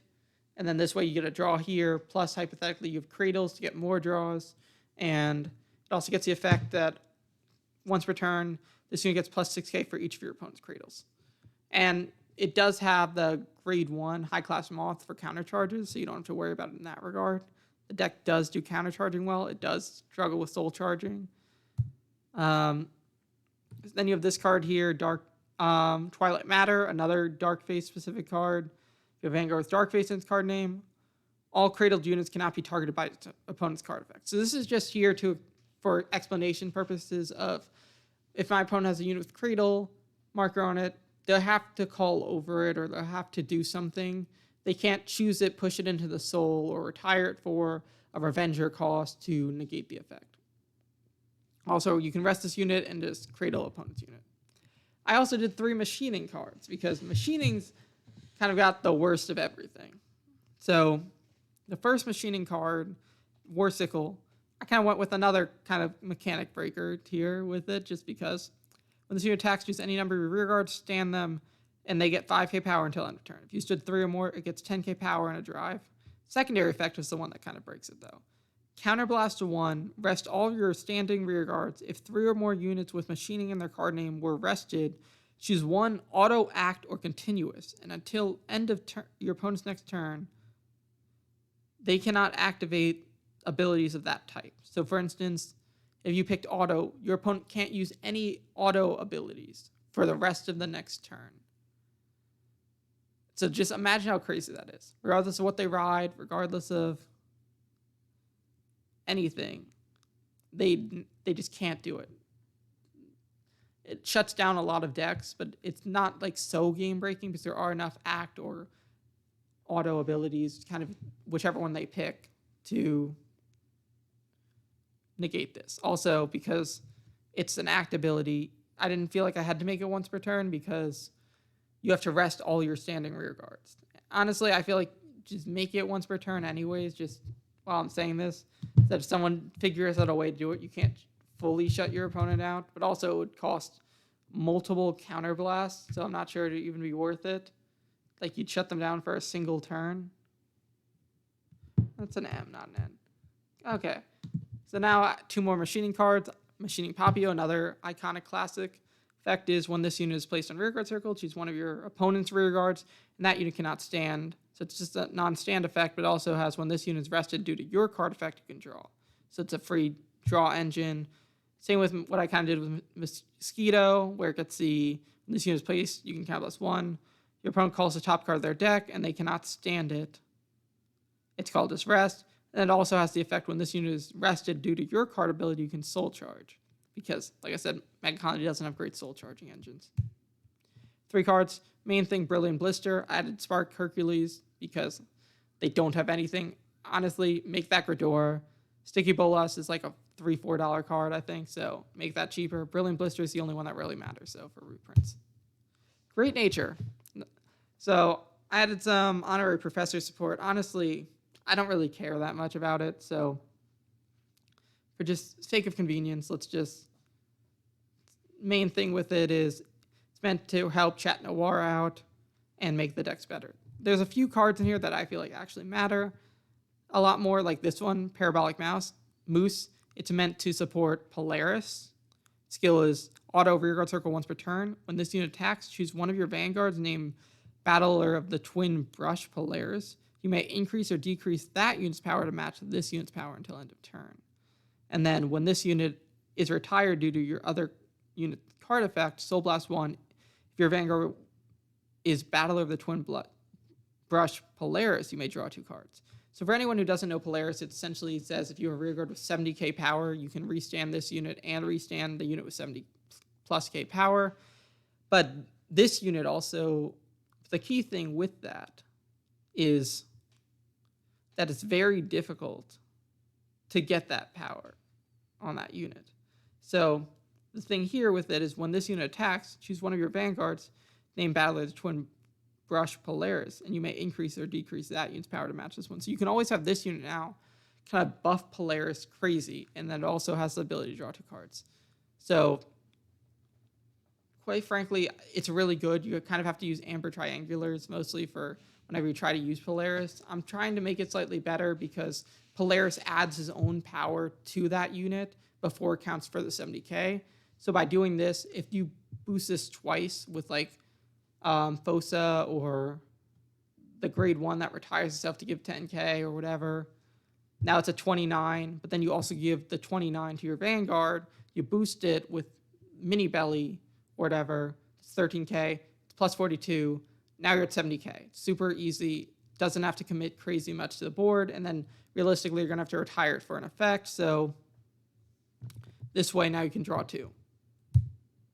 Crayon Tiger, I made this specifically not able to be used in Polaris, which sucks, but I also made, because I'm a Polaris user, but I also made it so that you can't use it in Leopold Reverse, which might not even be that good anymore, but just to be safe. First effect is during your turn, this unit gets 11k power. It has a mandatory campus line effect if you have to retire one of your units. This effect is meant for the Big Belly deck, because Big Belly stands all of his rear guards with 20k power or more if you have a grade 3 in the soul, so that's why that's there. Second effect, which is the Professor one, is when this unit attacks, if you have a Vanguard with Professor in its card name, counterblast 1, choose one of your other rear guards, give it 10k power, then if its power is greater than 25k, stand it. If you stood it, retire it at the end of the turn. So now that works in Big Belly or the Honorary Professor decks. You can still use it, Crayon Tiger is just 20k beat stick, just if you call it out. But I didn't want to give the restands to Leopold Reverse when I first started thinking about this. And just in case Leopold Reverse is still like tier 1 or tier 0, no, it's like tier like S tier or A tier, might want to stay away from that. If it's not the case anymore and Leopold Reverse like became like way weaker, fine, sure, add Crayon Tiger, remove the Professor effect, put it in Polaris, put it in Leopold. So then we have Air Belly, which is a Big Belly card, which is essentially if you have a unit on an additional rearguard circle, all your units get plus 1k power, because it's really easy to get to 10k, get an extra 10k potentially, but if you're not on an Excel circle, some of your 9k rearguards won't get the restands on Big Belly. It also counts as, it's also a soul charger if it boosts it and does like gives the 10k to something, because when this unit boosts a rearguard with power greater than 20k, you can discard a card, it gets 10k power, and then you soul charge. So, yeah. It's all your units, so it helps. It's an 8k, it becomes a 9k. Now it becomes a 19. You could hypothetically restand this too if it's on Excel circle. Then I added 2 Locks cards because Guardian of the Truth Locks didn't have the support it needed because it needed grade 3 stuff. So first effect is all your rear guards are regarded as a grade 3 to use Locks' effect. I don't exactly remember word for word what Locks' effect actually does, but for Locks players, I feel like that will be huge for you, as well as it gets the effect that if you have a Vanguard with Locks, Guardian of Truth Locks, choose up to 2 of your rear guards, and then during your end phase, when your unit is put into the drop zone, you can draw. So there's a generic, like, when it's retired, you can draw effect, but it does help the deck. I don't believe Locks does that when it forces retires on itself. Then the generic 7 card, look for the grade 2 or the grade 3 first effect, and the second one is when this unit is put in the soul or revealed from the deck due to a card effect, it is registered as a grade 3. So that way, once again, enabling Locks' effect.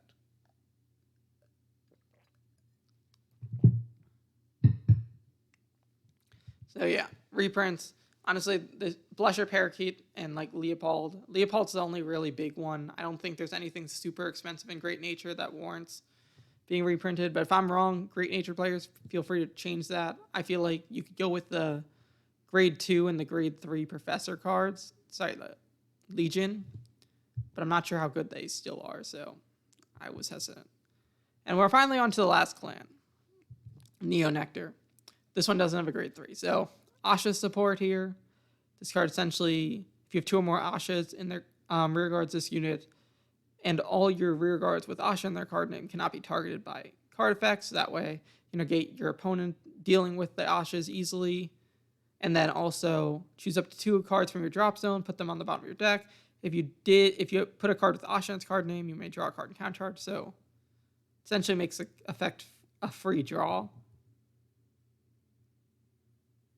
if you put an Asha back.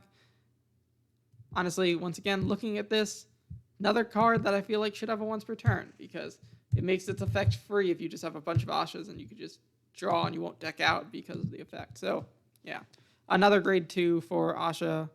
It gets boost if you all your Ashas get boost, and then the secondary effect, the first effect is continuous. When this card would be placed on rearguard circle, choose one of your other units. If you have Vanguard with Asha in its card name, this unit will be regarded as a unit with the same card name as that unit. So it essentially counts as another Asha and gives your Ashas boost. So I feel like this card's really good for an Asha deck. I don't play Asha. I haven't played against Asha in a long time, so because V isn't that popular anymore. But if you stuck around, great for you. So yeah. Next one, another Asha card, just because I feel like might as well. I gave Alt Mile support. I gave Chronojet some support. So skill rearguard circle. When your other unit with Asha in its card name is placed on rearguard circle, choose one of your Vanguards that gets 10k, and then the Bloom token also gets the same power as your Vanguard, so makes it also get 10k. And the force markers, so just makes it bigger. And I did this twice, I guess, so for my own convenience. World-bearing turtle Akbara. It's a Grade 2. I don't remember this card, but I liked its design for what I was doing for it. So when this card unit is placed on rearguard circle with a plant token that does 10k power, we're going to draw a card, and then this unit gets 5k. Its secondary effect is at the end of your turn, cost Soul Blast 1. You may return this card to your hand, call plant token. So essentially, it's meant for the Clan Collection Neo Nectar card that was like call over plant tokens when you attack. So you call this, you get a draw, you get 5k, but then you can put this back into your hand and then get the plant token back, so you still keep the 10k shield moving forward. And then Arboros Compost Dragon is actually the Grade 3, so I was wrong. But this might be a rearguard Grade 3. When this unit attacks, cost Counterblast 1. If you have a Vanguard with Arboros in its card name, you may draw a card for each of your plant tokens. If this unit's on rearguard, at the end of the turn, retire. It's a really great card for both the 2 plant token decks because it just gives you a lot of pluses. Secondary effect is also Vanguard or rearguard effect. You can retire a plant token and it gets 10k. Like I said, reprints both Ashas, Timber, and then I just picked this one because I think it was somewhat expensive. And that's all the cards that I would hypothetically put in a clan collection. I'd love to hear your input on this. I'd love for V to get put up. Also, I had an idea if you wanted to make a clay elemental called Honesty or Unity. It's Grade 3 that says you can't run any other Grade 3s, but it has all card names, and all clans can be run in this deck. So you could hypothetically make a deck of just mishmash Grade 1s, Grade 2s in a really fun way. And I feel like that would be a fun deck to make. Also, I'd love to hear your thoughts on this, or if you want me to make more videos on V Premium, it might not be this format. It might be like in the form of a deck profile or something along those lines, but I'd be interested in hearing. And if you stayed this long, I feel like I'd appreciate it if you liked and subscribed. Thank you. Bye.